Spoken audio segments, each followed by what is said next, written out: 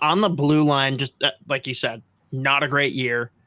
Looking at their development, like that was a year where it was a pretty young team, inexperienced. That's not going to bode well when you have a very, very green blue line. Yeah.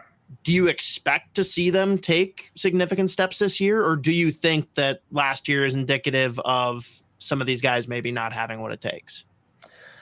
Well, I am starting to worry about O'Rourke. O'Rourke's a kid that I thought maybe had a real opportunity for a long time to be kind of a hard-nosed, physical numbers 5 to 7 defenseman in the NHL who had a 300-400 game career and was a decent depth defenseman. I'm not sure now that he has that.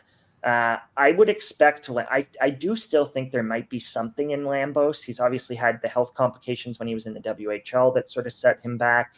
He also was a pandemic player who had to go over and play in Finland in his draft year. And I think all of those kids who had to go over to Europe or stayed and didn't play at all, like a Wyatt Johnston, those guys, they just had unique paths. They've had to navigate it a little bit differently than your typical draft class would have to.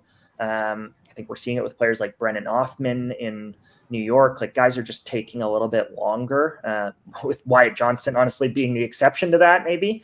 So I think Lambo still has a chance. I like Spacek.